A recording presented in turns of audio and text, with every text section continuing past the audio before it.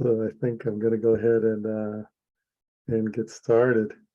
Well, thank you everyone for coming in today and coming to talk about FTEF and FTS.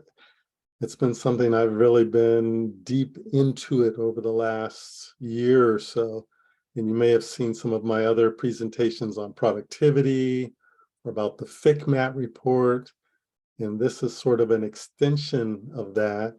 And actually what I wanted to do first off is go through some definitions, because I've been deep into it, deep into the weeds and the thicket. And a lot of phrases and acronyms get thrown around, and people that are just coming to the table, so to speak, may not be that familiar with a lot of the nomenclature, I guess you'd call it. So I just want to take a minute to share my screen. Let me see if I can get this working. Let's see. Go to the slideshow. There we go. And there you see the topic there, FTES and FTEF, how the district allocates FTEF, and the downward spiral in FTEFs. And I also want to preface everything with just a cautionary note. These are my impressions of what the district does. There have been different meetings. There was an enrollment academy that was attended or presented with President Shanowski, who gave a great presentation, and then individuals from the administration also gave presentations. So these are my impressions, and I also want to kind of state up front that people may look at this as me coming from a particular angle, and that's okay, but it's just my take on it. But I do want to say is one thing that keeps me coming back to this problem and that keeps me engaged is really the spirit of everyone involved, from administration to faculty to classified professionals, the academic senate, the PFT. Everyone really has that same kind of fighting spirit to help Peralta and improve Peralta. And so everything you'll see here today is in that spirit. And so I hope you'll take it as such. So some definitions. Lots of definitions. Well, you'll hear FTES, one full-time equivalent student for 1 year or 30 units. So that's that. And there's FTEF, which is one full-time equivalent faculty. However, it's a little bit different than the students for 1 semester, only 15 units. And this is something that really threw me off when I first got engaged into it. Why would you have full-time equivalents be for different time periods and different number of units? But that's the way it is. Productivity is something you'll hear a lot, and that's simply FTES divided by FTEF. And that can take some doing to get your head around that. But if you just think in terms of average class size divided by 2, that's going to get you really close to what productivity means. So if you hear somebody say, oh, it's a productivity of 15, think an average class size of 30. Or if you have an average class size of 35, that's the equivalent of a productivity of 17.5. You'll hear about the FICMAT, which is an oversight agency to K-12 and community college districts. They do a lot of research and make recommendations. It's the Fiscal Crisis and Management Team. They issued a FICMAT report back in June of 2019, which was an analysis of Peralta District, came up with over 70 recommendations. amongst them recommending reducing FTEF in line with the drop in FTES, something that I disagreed with. And I made a presentation last January at the Flex Day back then, the district Flex Day back then, on what the FCMAT got wrong. You see the link there. The SCIF, student-centered funding formula.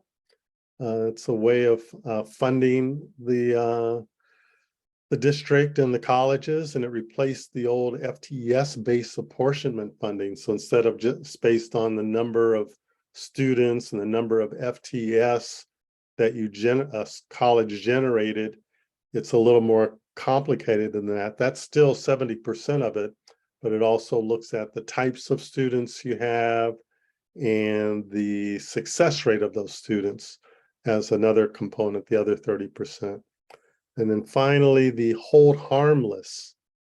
And this is something that when the state put in the SCIF, they wanted to give districts time to adjust to this new methodology of funding.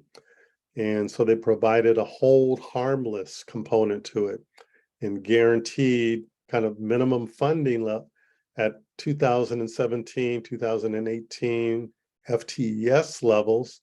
And that would include COLA adjustments through 24, 25 year. And in fact, that's even been extended beyond that, providing sort of a floor in funding.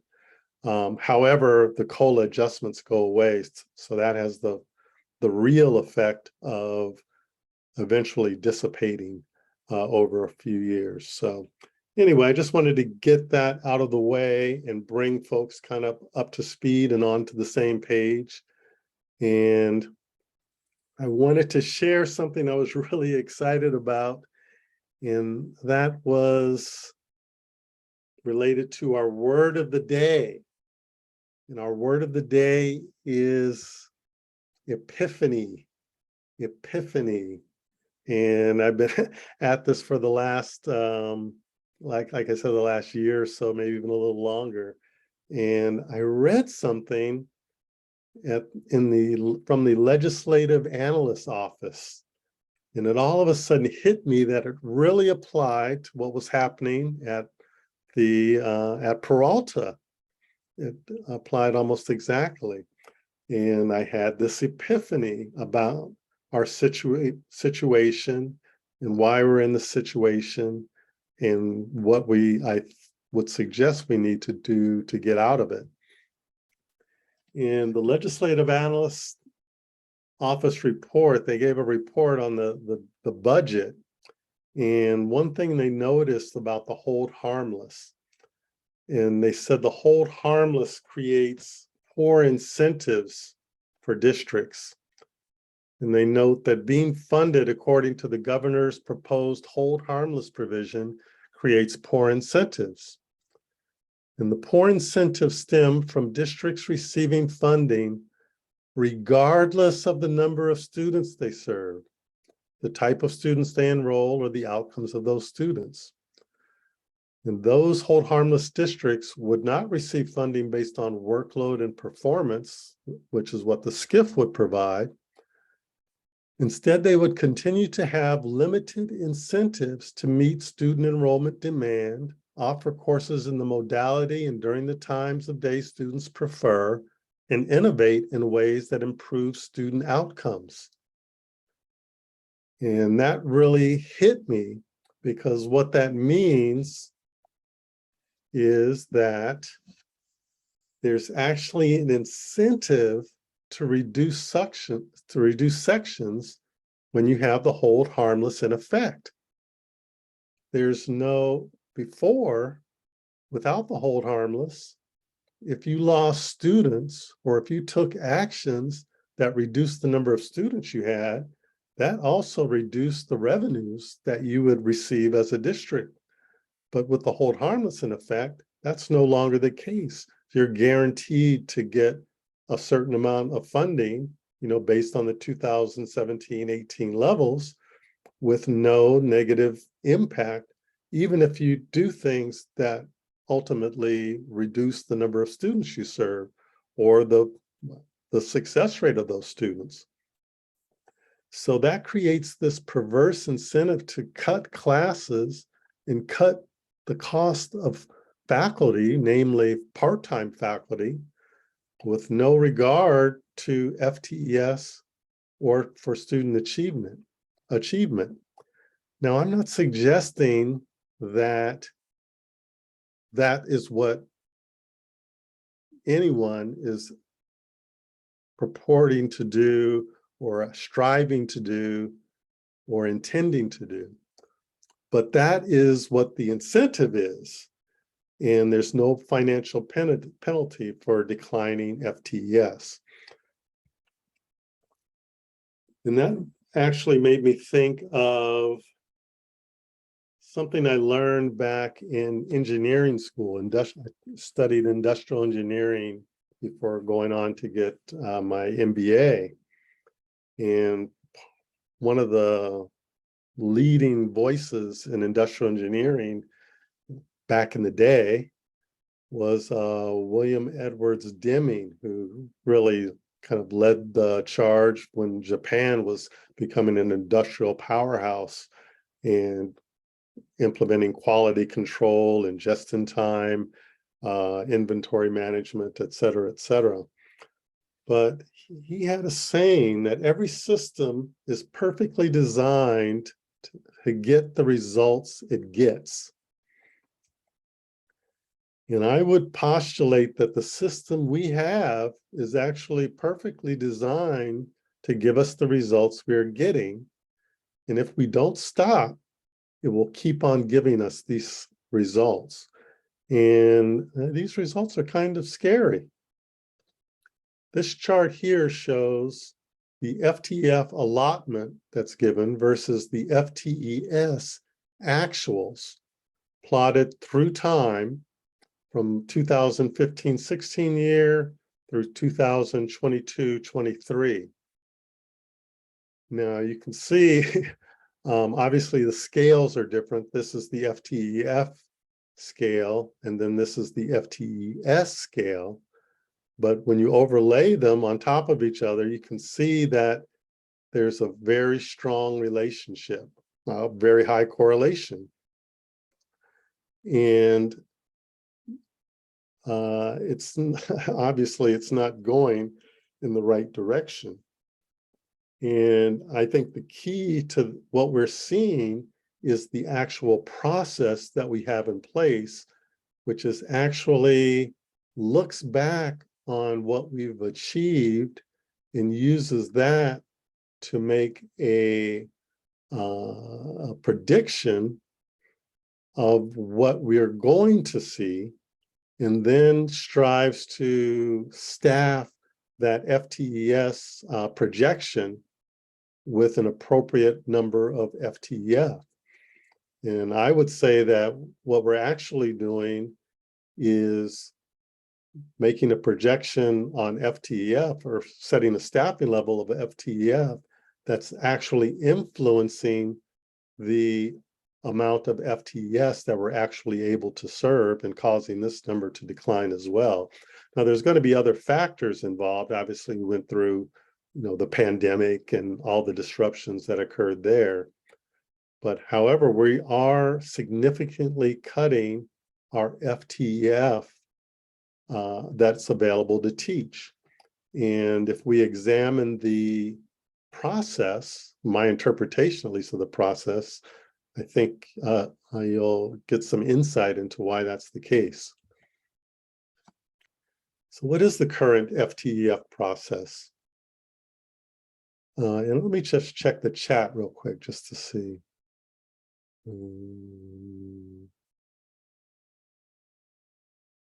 Okay, thank you guys. Okay, so what is the current FTEF process? Well, the administration looks back to the prior year's FTES to project the next year's FTES. Then they select a productivity target, and it's been 17.5 is what they've been using, which equates to a class size of 35. And then since productivity is equal to FTES divided by FTEF, as we noted earlier, you can actually do some algebra here and you'll get FTEF is equal to FTES divided by productivity. Well, when you do that, what you invariably get is a very low FTEF number because we never actually reach or haven't reached this 17.5 target productivity in a long time. So what will happen, I think in the last case, when they did this exercise, they got an FTEF level of about 768. Well, they evaluated that FTEF that they calculated and then made an adjustment. And I'm not sure what it was based on, but apparently my understanding at least is that 768 was just outside the realm of possibility in terms of continuing to run the colleges. And so they made an adjustment to that up to 920, if I'm not mistaken. Then those FTEF are then, that's for the entire district. The FTEF are then allocated based on that on the 3-year average FTES at each of the individual colleges. And then that allocation for this year that we're in now, 22-23, that was provided back in January. So if you think back in January of 22, the only data we had on for a full year was actually not from 21-22, but from 20-21. So you're looking back at least to the prior academic year and comparing that to the prior year before that to try to make some sort of projection about where FTES was going to be. So again, it's a backward looking process. It looks backwards to make a projection about the future, and there's nothing really that will get you off of that path. The other thing that's important to note is that the algebra here is clear and indisputable. However, what's not taken into account is there's a relationship between FTEF and FTES.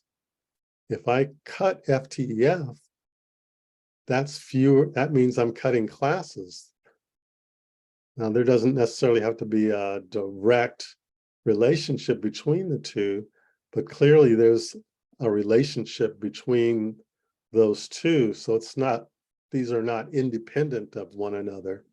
And I go into a lot more detail in the presentation I gave about a year ago on productivity and the problem with productivity. So again, we came up with this 920 projection here.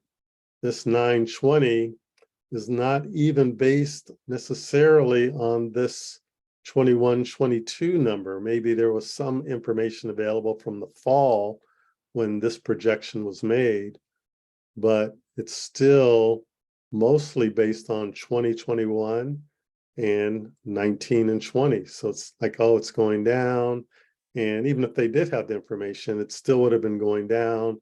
So the decision is made. Oops, let me go back up. The decision's made to cut FTEF here. Here's another look at that same data, but plotted against each other. As before, I said that numbers had a correlation of 0.97. Now, I don't know if I actually believe that there's this perfect correlation. There's a lot of factors that go into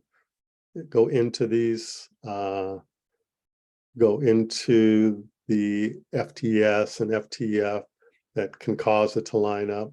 But I do think there's a strong relationship.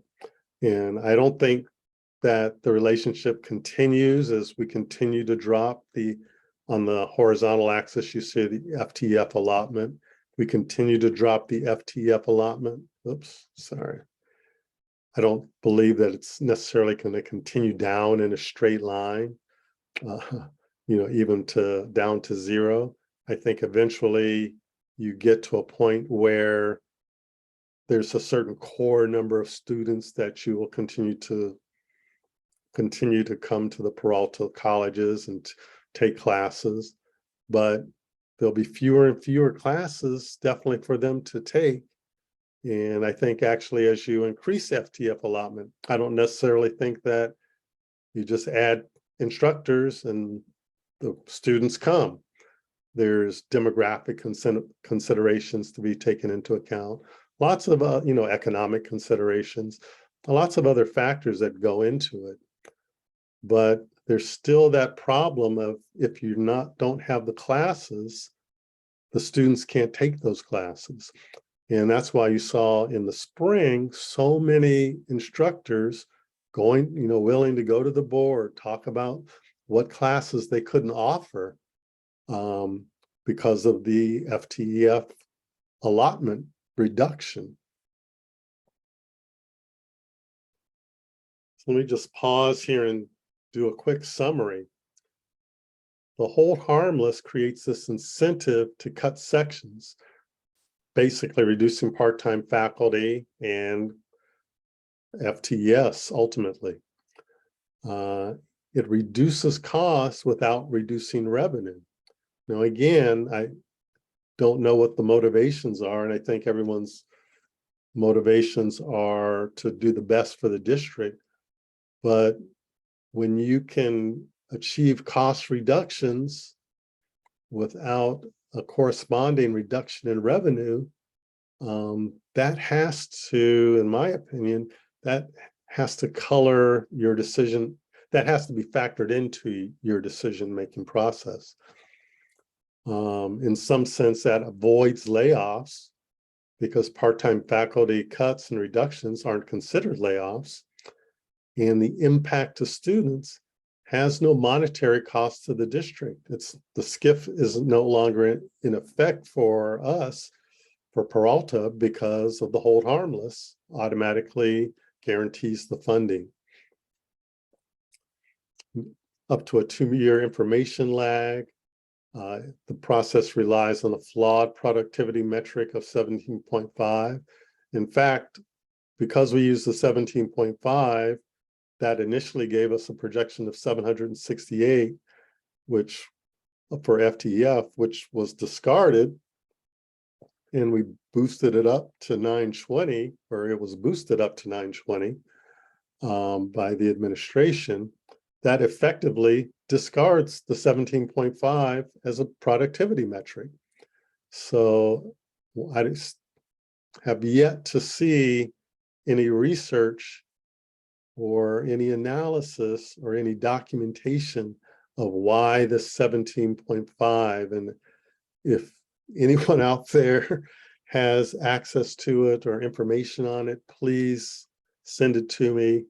I've heard it defended time and time again by senior administrators in public forums and to the board that the 17.5 is what we have to use, but I still haven't seen anything that backs that up, aside from mentions here and there in various documents, but no indication of how it was designed or how it came about or resolved or come to that 17.5. The ad hoc adjustments we talked about, I've heard it described as horse trading. It's not another point is it's not an inclusive process. I gave my Flex Day presentation in January on what the FCMAT got wrong and how we're on this downward spiral, and got pretty good reviews, generated a lot of discussion. And then the next thing, and I thought, oh, this is great. We're not going to follow the same process. We're not going to continue to cut FTEF, or we're going to have a discussion about what the FTEF allocation should be. And then next thing you know, the FTEF allotment comes out, and it's a surprise to everyone on the faculty side. At least everyone that I know on the Merit Senate and the District Academic Senate and the PFT. So it's not, at this point, it's not an inclusive process. And the other problem is there's really no process to respond to unexpected student demand. You know, we're making these cuts because we've lost students in the past, but what happens if things turn around and we have a big influx in students? You know, everyone's waiting for the next great recession. Well, we've had a couple of quarters of economic reduction, not necessarily defined as a full recession yet, but it seems strange to say there's hope that for the next great recession that would boost student demand, but say that that happens. How are we positioned to respond to that kind of in real time?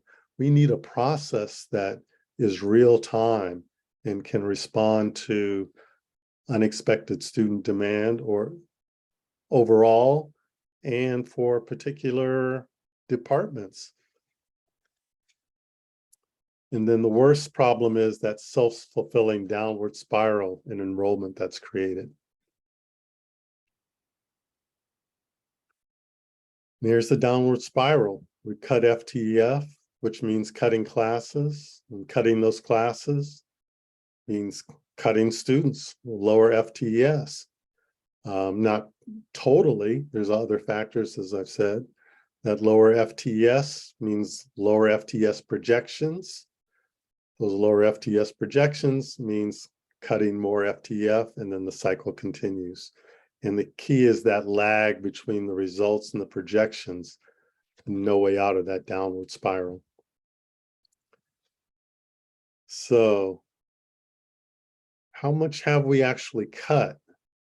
Well, from the 2017-18, we were up at about 1219 FTEF allotment. Now we're down to 920. So that's down nearly a drop of 300 FTEF. And that's the equivalent of 1,500 3-unit classes. And remember, FTEF is a full-time instructor for one semester. So half of that for the full year is a reduction of 150 full-time instructors. Now, a 25% cut is almost the equivalent of, you know, take your pick, BCC or Merit or COA, cutting any one of those colleges. Laney, of course, is a little bit larger. So that's a tremendous reduction.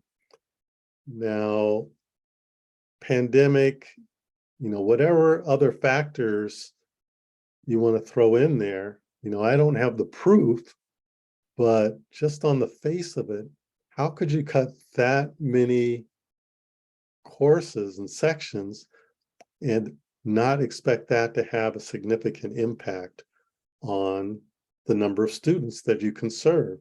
And I don't think there's been a big, huge improvement in, you know, productivity or average class size. So that's just something to ponder. I think when I showed this chart, it wasn't updated. It was back in January when I showed this chart. It kind of stopped right here with 2021. We didn't have the numbers for 21, 22, obviously, and we obviously didn't have the projection yet for 22, 23. And I was making all these same points, and I said there has a correlation of 0.95 at the, you know, using just these points. And the rebuttal that I heard is that, well, we kept, you know, there's no proof. And last year we kept the FTEF the same and we still lost students. And I thought about that. It's like, well, we did keep the FTEF the same and we did still lose students. So I'm wondering what the alternative would have been. What would have happened if instead of one alternative would have been, well, we could have cut more. And then I wonder what the FTS would have been then if we had cut more students. So I don't think it's necessarily a rebuttal that just because we keep something the same and enrollment declines, that what was done was the wrong thing. I think if we had cut, we would have seen enrollment decline even more. And if we had added, potentially more classes, there were classes, and actually reminds me of an example at Merit. At the end of the fall semester last year, we were adamant that there were classes that were filling up and we needed to offer more classes. And we went to our VPI, Dr. Richardson, and said, Dr. Richardson, we're leaving students on the table, so to speak, if we don't offer these classes. And she took that information to Dr. Brown, who said, well, show me the numbers, do some more research. That research was done and returned to Dr. Brown, and Dr. Brown, gave us additional FTEF allotment to offer more. I think there were science, some biology courses that students wanted. I mean, I'm not talking about keeping classes with 2 or 3 students in them, or 5 or 6, or even 8 to 10, which I think is roughly the break-even point for courses. I'm talking about classes that we're not offering, that students can't take because they're filled and we don't offer them. We keep hearing year after year. I go to the department chairs meeting and I hear the counselors saying, we need to offer more of the nursing prereqs in the summer because students are clamoring for them. The ones that we offer fill up almost immediately and we can't put the students in there. And there's never the FTEF allotment. So again, just because we kept it the same and overall enrollment went down, doesn't mean that that was the wrong thing to do. Just wanted to make that point. So the system we have is giving us what we're getting. It's perfectly structured to do that. If we don't stop, it's going to keep on keeping on. We're going to have reduced, in my opinion, we're going to have reduced FTEF. We reduce FTEF, we're going to have reduced classes and reduced students. And the key thing is it's actually sustainable for the next 3 to 5 years. The next 3 years, we've got the Hold Harmless. It won't affect our revenues. And in fact, we'll actually be saving money because of the part-time faculty layoffs. I'm calling them layoffs, which will reduce the cost to the district. But what about the other costs? Fewer classes offered and fewer students served. There's a cost to the students that we're not serving. There's a cost to students who take longer to complete their classes because the class they want is full or it's not offered this semester. There's a cost to faculty who have lost their jobs and have to go seek employment in other districts. Eventually, it has to impact, I believe, the classified professionals and the administration because of the 50-50 law. And ultimately, it's going to leave us less prepared for a post-hold harmless world. And that world is coming. It's still at least 3 years away and probably a little bit more, but it is coming. And so speaking of the hold harmless, just some details about that. Again, my interpretation. It's scheduled to continue beyond 24-25, but with no COLA increases beyond 24-25. So in real terms, the hold harmless is going to begin to dissipate after 24-25. When I looked at the budget books, I calculated that the hold harmless component is roughly 12% of total computational revenue. So if you imagine that if the COLAs were 4% per year, eventually the hold harmless would dissipate over 3 years. Every year that went by, the hold harmless would reduce in real terms by about 4% because the COLA wouldn't apply to that, to the hold harmless. Meanwhile, personnel costs, all costs overall would be increasing by that 4%. If COLAs were 6%, then 6% per year gives you the 12% would dissipate over 2 years. So I say that we used to fear the fiscal cliff, the hold harmless cliff.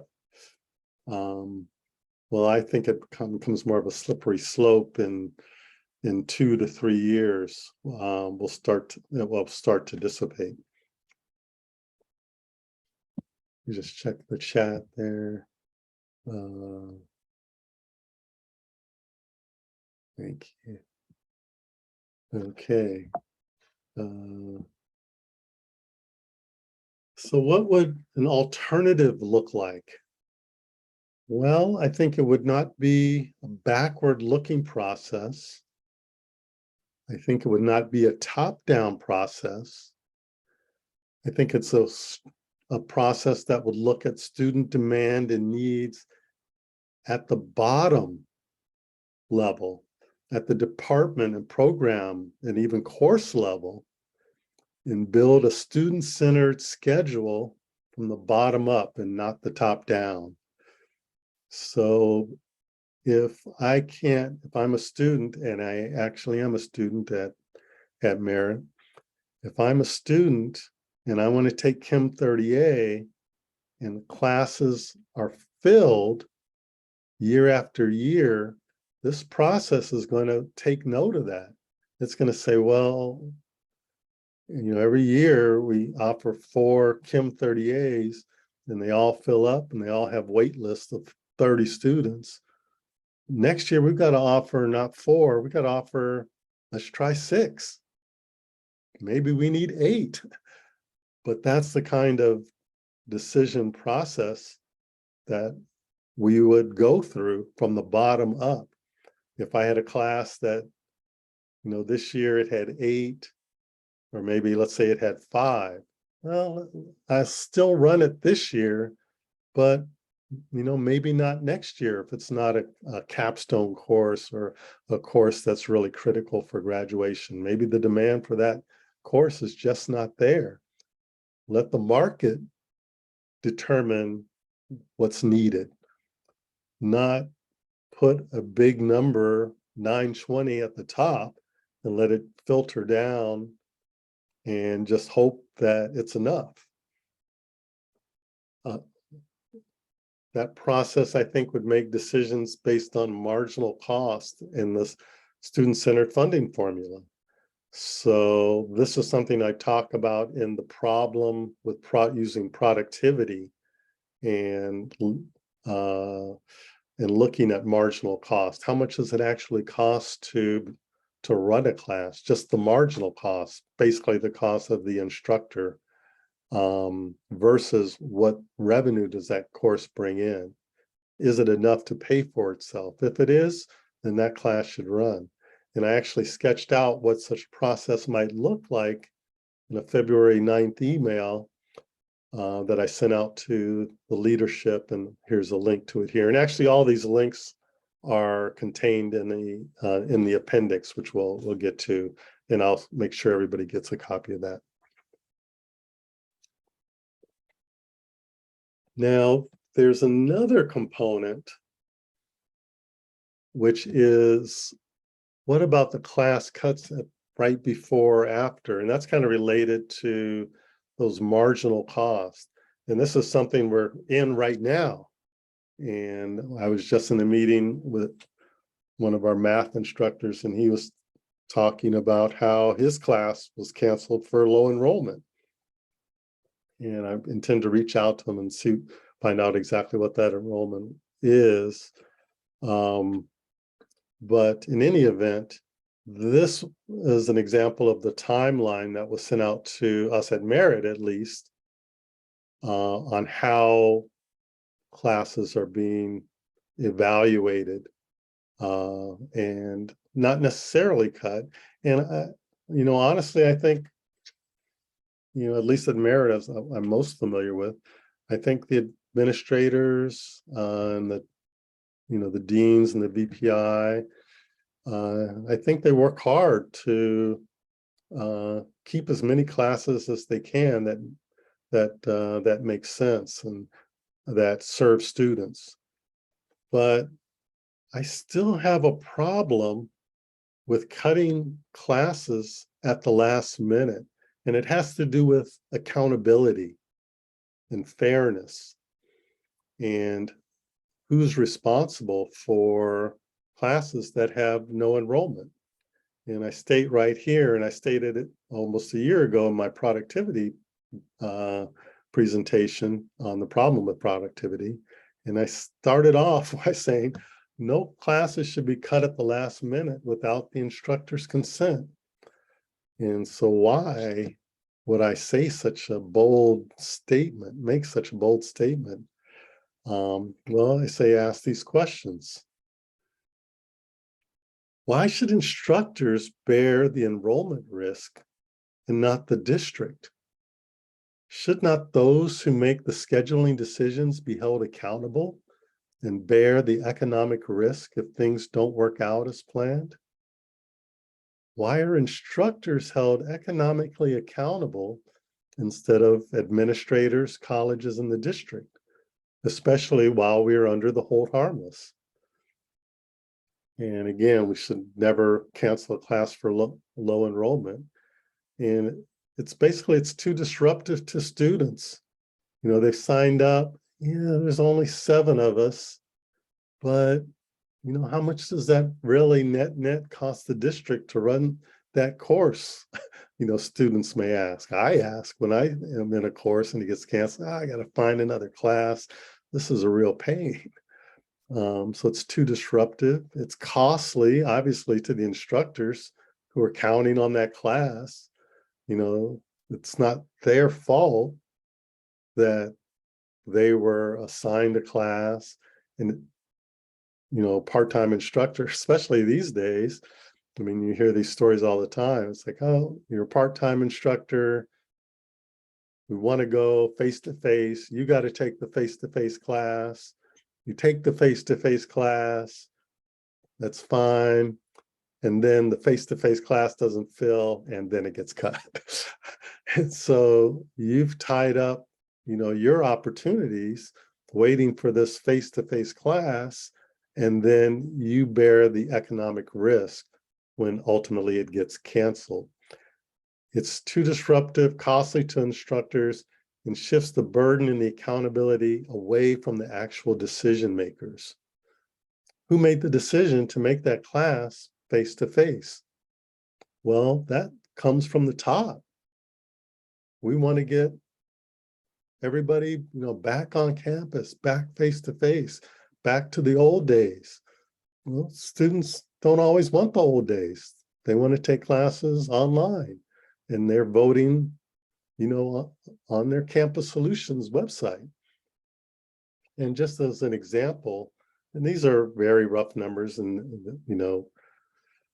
numbers may vary depending upon the instructor and the wages, et cetera, but very roughly speaking, canceling a 3-unit class with 5 students cost the instructor, everything he was scheduled to make in wages and benefit for that semester, while keeping the class it only costs the college about $2,000.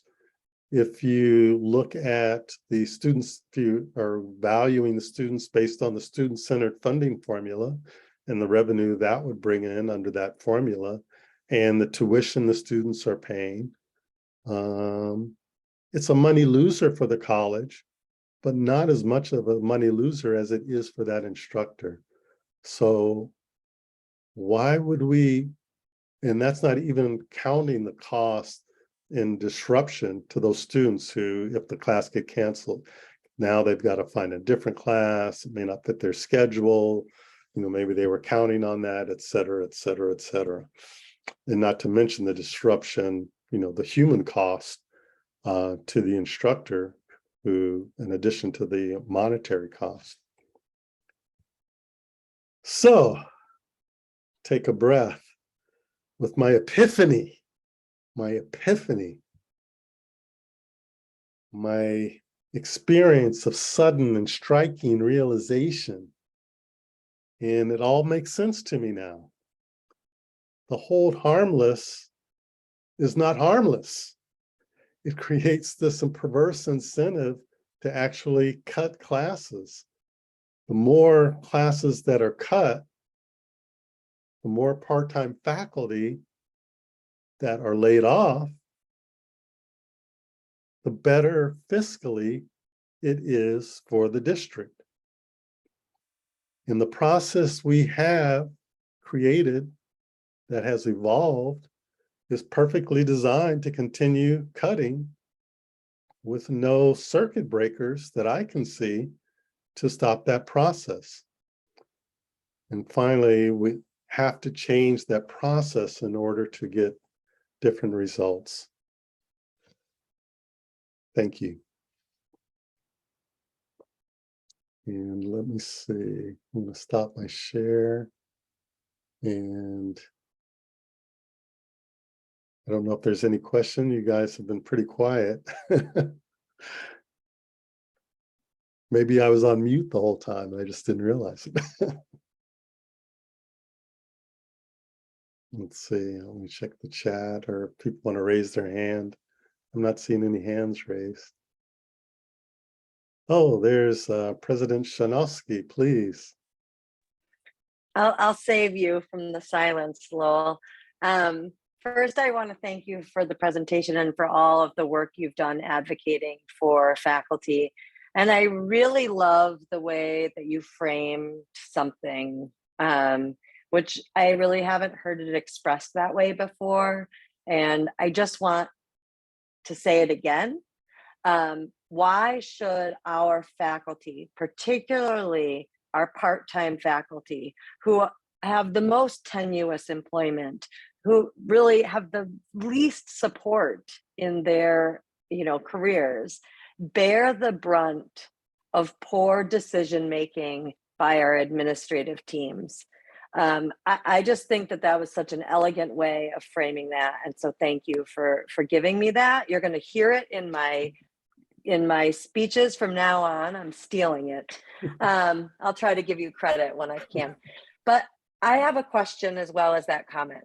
So you know that I've been beating this particular horse dead for at least the last 3 years. The FCMAT report came out in June of 2019, and I've been talking about this stuff since at least then. And I'm wondering if you have ideas, or if anybody in the audience has ideas for actually how we move this forward from just us saying these things. And I think more and more people are saying these things now, so it's really great. How we move past that to real action. Like, what are your ideas for how we can make that happen, or anyone that's here?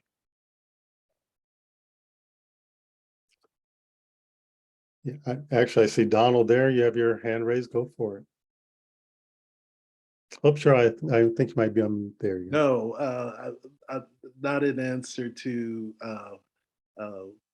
Jennifer's question, because that would be hard. Lowell's analysis is correct, and mentioned that when it was flat in terms of the FTF, and Lowell knows where I'm talking about, they said, look, see, our numbers are still going down, right? That was the comment that Lowell had. And part of the issue is this symbiosis, the relationship in this binary, right? You could argue maybe that, no, it's not quite like that, or it varies a little bit more. But the basic premise that he is making, where you see the alignment, but equally so, you could just see it in the numbers, in the plotting of it. And people need to recognize that, right? And in terms of what Jennifer's saying, Jennifer, that's the rub. They don't want to hear this, right? They don't want to hear this. They don't. But that wasn't my question, Donald. My Oh. question is, how do we get them to hear this and make changes, right? I know. Let's be proactive. No, but the point is that we have continued to, the response of you and Lowell's comments from January through May resulted in the what is it called, the academy, the Enrollment Management Academy. And in there was, all it was justification that we didn't cut it as much as we could have cut it, right? And no, Lowell is noting that. That was the response. What they didn't want to have a discussion on was on productivity, on this relationship, the symbiotic relationship that's there, and to address those issues. Maybe because they don't want to be the first college or district to do so. Maybe because they, there's some other fear factor, that exists out there. We don't know because they haven't been able to articulate that. But until we have some hard discussions on this, and in private, when I talk to administrators, they recognize it. They go, no, we haven't even come close to our productivity since the Depression, right? During the Depression, 2009, 10, going into 11, but not after that. During that time, we were hitting productivity or getting close to it, 16 point something. Since then, no. And because of the pandemic and everything else, our numbers hover around 11%, 10% productivity, right? And so then if you keep those things in the calculations, as Deming said, and so part of it is that we cannot get from this administration, unless they want to do something radically different and radically, change, they are just going to say the same refrain, even if they don't understand why. Because again, when I talk personally to individual administrators, they recognize this, but unless that changes somehow, or they decide to be bold, they are not going to have this discussion. And Lowell makes it very, very simple. But Donald, you're telling me what we already know. I think, I guess I'm challenging. My question was meant as a challenge to everyone here. What do people have ideas on how we can push it past talking, right? How do we actually make a change? Maybe I see Suzanne. Let's hear from Suzanne. Thank you. I was just thinking, have we gone into negotiations with real concrete ideas like do not cut before day one? Or how about for 1 year, do not cut a class with a minimum of 5 people? Have we gone in there with real concrete? Yes. Yes. Okay. And they haven't gone for it. No. Yeah. And the reason why is because they already take in factors. So if you have a keystone course that is needed for your discipline, for your students, they say they don't cut it. And for the large part, they don't cut it, right? There's any number of other factors, and that's the fudge factor that Lowell's talking about between the 7,000 and the 9,000, okay? So they do that. It was a dismal year last year, so the numbers, you could just go on to onto the research site, and you'll see the numbers are even worse than what we had before. Okay, the numbers that they're going to use, right? And the issue is that they aren't going to cut that deep, but even when they cut less than that, it's still the downward trend. So the point is that unless they radically change what they're doing, it's going to keep on going down. And so we could change the board, yes, we could change the chancellor, yes, but most administrators don't want to have the state chancellor's office breathing down their neck, don't want to have ACC, JC breathing down their neck, have the FICMAT people breathing down their neck. And literally what we are talking about is a very radical idea. I mean, it goes back to, you know, the folks who said the world was round and everybody says, what the hell you mean it's round? It's you know, I mean, that's where we're literally at.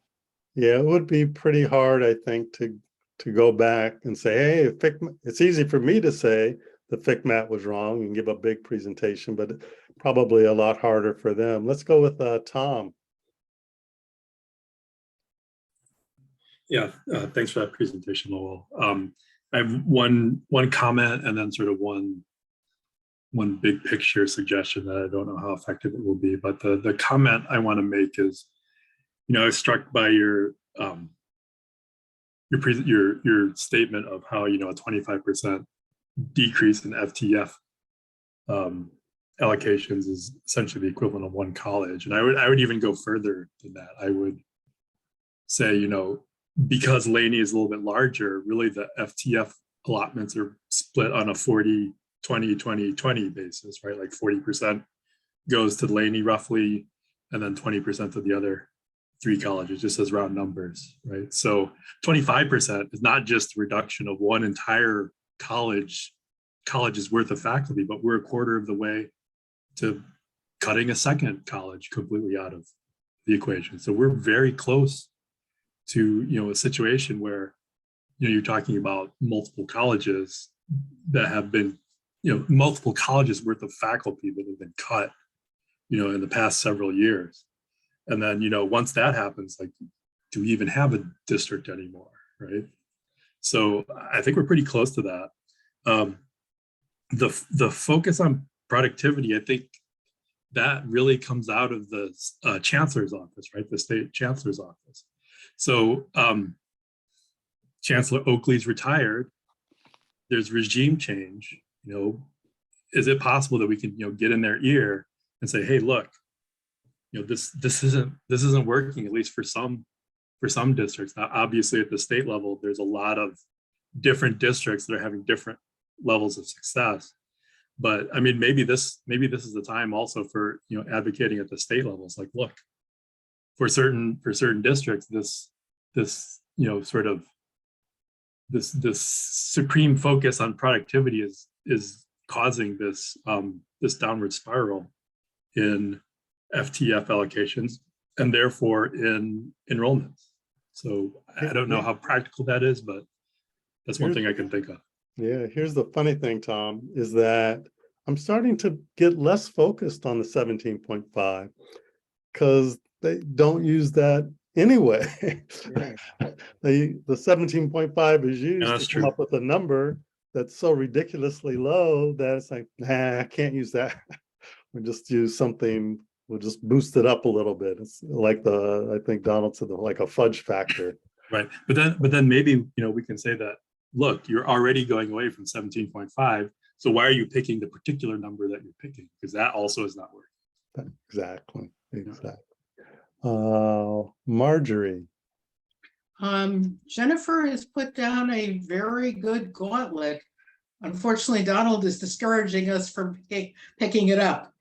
But the bottom line question is, if they are continuing to use the productivity in a negative way that is cutting classes, has anyone drawn a line out in terms of extending this in time to show us just how many classes we may end up with under this kind of assumption? The reason I'm asking that question is that at the same time as we're looking at classes being cut, they are talking about building facilities, more classes, more buildings, more everything, which may not be justified. And maybe that's our lever to say to them, hey, guys, the public's giving you all this money to build buildings, but you're not going to have any classes to put in them because look at your projections.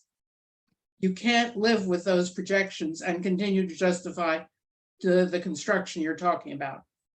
Just a thought. Yeah, that is confusing because there's a big focus on marketing and outreach and getting more students. And like you talk about, building, new buildings, new facilities, but there's no teachers. And so that is that's a Lowell, great point.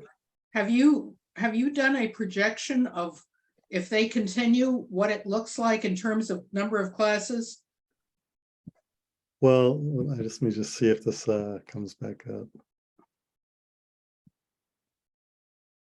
I mean, you can kind of see, I gave this presentation at the plenary, Donald and I did, and the point was made, well, if you just keep on going, eventually you don't have any teachers and no students as well. But then at what point are we in terms of building all these facilities, if that's what we're doing? Yeah, I mean, maybe this one, if you go down to, to 900, that drops you below a 10,000. Oh, can you guys see this? Sort of. No, we see it. We see it. Oh, okay, yeah. If you go down below to 900, that gets you right around the 10,000 FTES level, 800. I mean, just to give people perspective, it's been my argument for the last couple of years, is if you get down to 10,000 FTES, that's the equivalent for a mid-size college, one mid-size college, right? And so part of the problem is that if you go down to, let's say, 7,000, then you got to ask the question, a college is required to have a certain level, and below that you become a center. So all of those things become an issue. Yeah, and again, caution here is that as you get down, like we're at 920 was the allotment. So that's a little below 10,000. As you go down to 800 or 700, I don't think you actually get down to like 5,000. I don't think the drop is that precipitous. I think this starts to flatten out at a certain point because there's just a certain number of students that will go and will find a way to take classes, even if there's not that many available. So it does, I think it will tend to flatten out.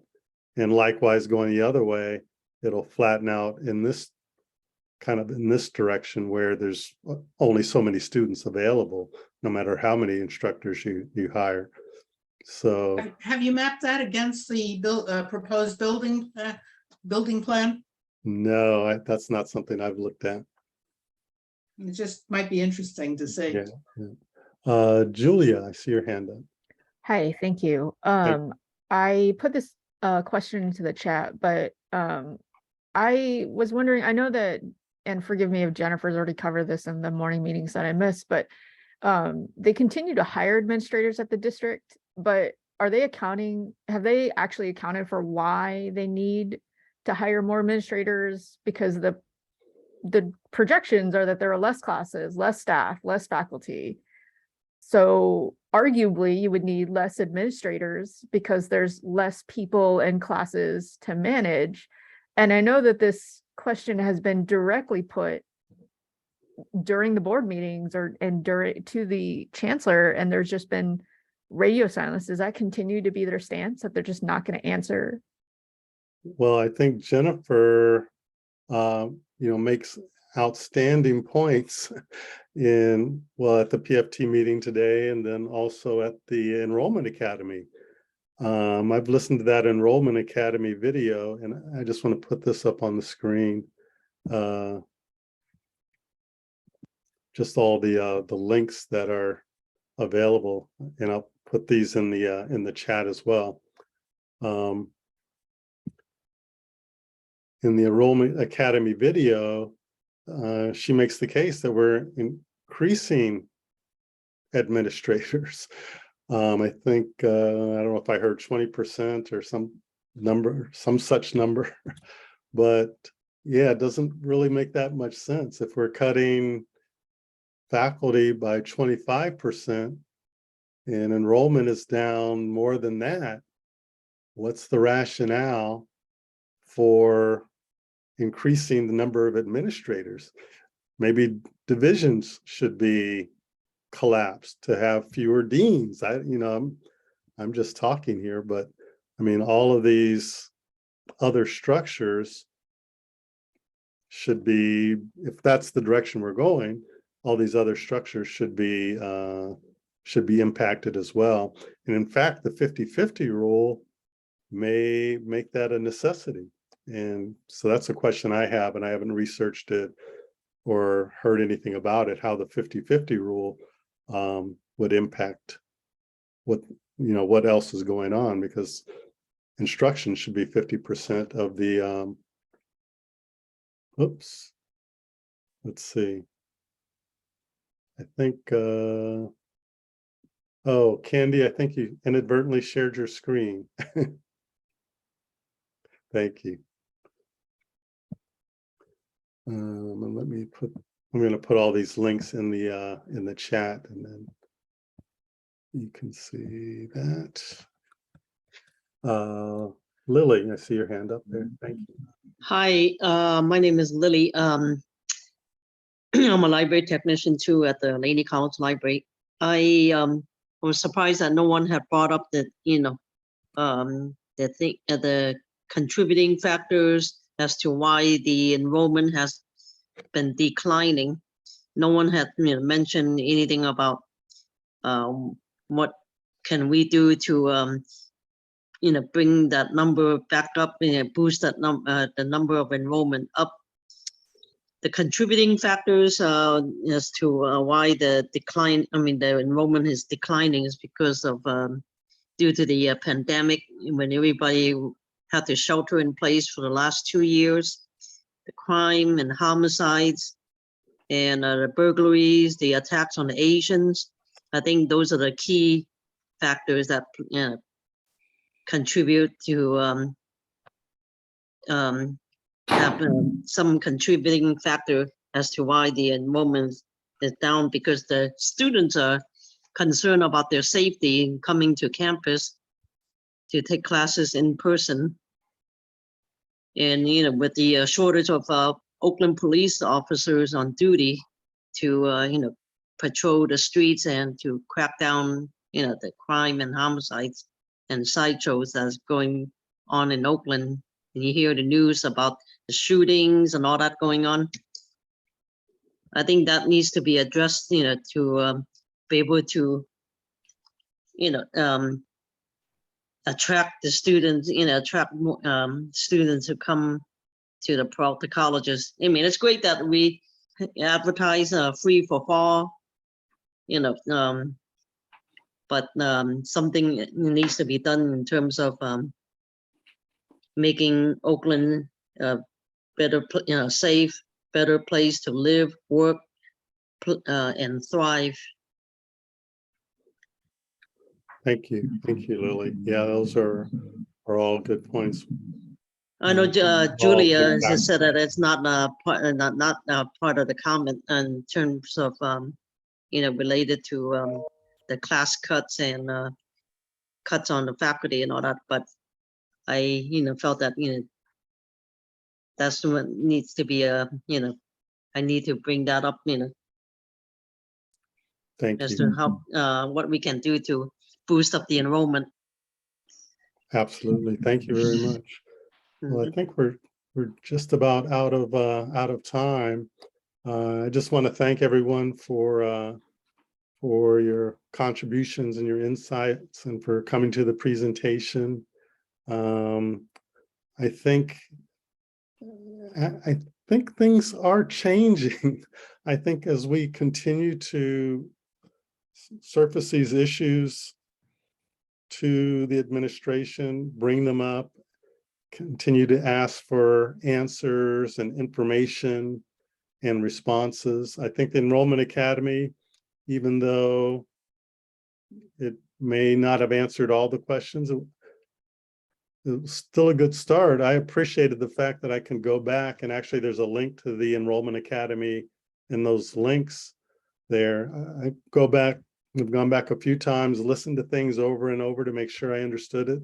So I think that's a positive, those are positive steps. And I think if we keep making those steps, well, we're going to get somewhere. Well, we just have to keep stepping and trying to make those changes to make Peralta a better district.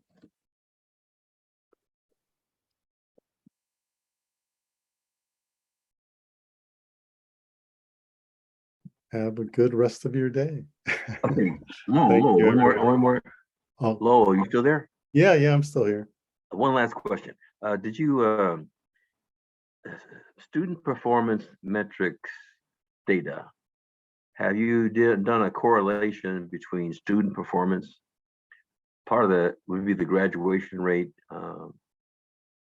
graduation efficiency, enrollment time, those kind of sub metrics. Yeah, Is there a well, correlation well, here's my between hypothesis. this trend? Yeah, here's my hypothesis is, and here's two words that you'll be hearing more of these words in the future. One is fungibility, and more on that later. The other is multicollinearity. That sounds good. That sounds like a math term. Getting complex here. Exactly. Yes. And we focus so much attention on the skiff and the skiff and the skiff. And skiff is important. We want to make sure we're capturing and documenting everything we can to get as much money as we can from the skiff, because that's going to be how we're funded. So we definitely want to get everything we deserve. But at the core of it, it's still FTES. It's still FTES. The type of students we have that's 20% of the skiff. How much can we change that? What can we do to change the composition of students that we have? Maybe we can target students that generate more funding, but it's still not going to change it that much. And, graduation rates, yes, we should work harder to improve graduation rates, no doubt about that, issue more certificates, earn more money that way. But that's only 10%. How much can you generate more, even if you increase graduation rate certificate by 10%? Well, 10% of 10%, it's only 1%. Okay, all right. But on that thought, though, let's talk about a group that's got a little bit more attention based on funding from the governor. That's the governor put in $200 system to help develop curriculum and recruit people for cybersecurity. I'm speaking to my biases now, and so $200 million, that's a lot of money, and Merit should get their fair share, and Peralta should get their fair share. And I'll exaggerate just to kind of make the point. If we cancel too many cybersecurity classes, then we're likely to abuse some of the 200, for cybersecurity students. Just looking at that part of it. Is there some way? It would take a more rigorous analysis and documentation, but the idea is still the same. Yeah, I think I have to think about that one a little more. I'm not quite sure Yeah, I'm not quite sure about that one.